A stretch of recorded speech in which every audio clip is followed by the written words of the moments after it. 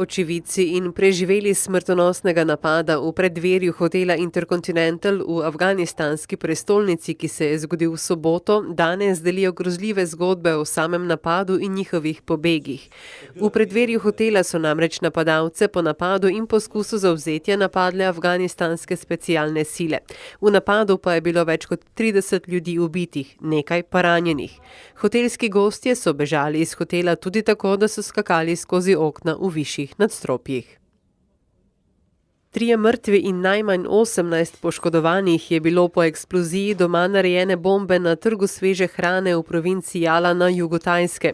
Po poročilih lokalnih medijev je prišlo do eksplozije potem, ko je nek moški ob stojnico z mesom parkiral motorno kolo, v katerem je bila skrita eksplozivna naprava.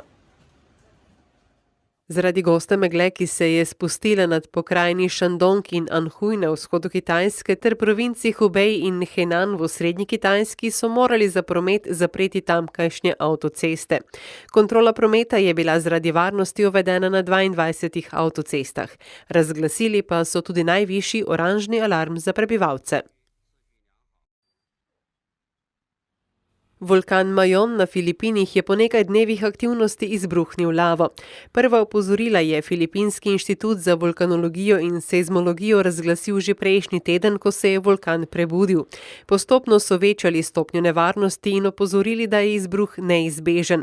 Le nekaj minut po razglasitvi 4. stopnje nevarnosti pa je prišlo do izbruha lave. Domačine so že evakuirali, območje opozarjanja pa so razširili na 8 km. Zaenkrat v okolici vulkana ni panike. 15 ljudi je bilo odpeljanih v bolnišnico, potem ko se je vlak zrušil v pregrado na severozahodu mesta Sydney, največjega avstralskega mesta. Udeleženci so se večinoma pritoževali zaradi bolečine v vratu in hrbtu. Vlak je trčil v varovalno pregrado na koncu linije za Richmond.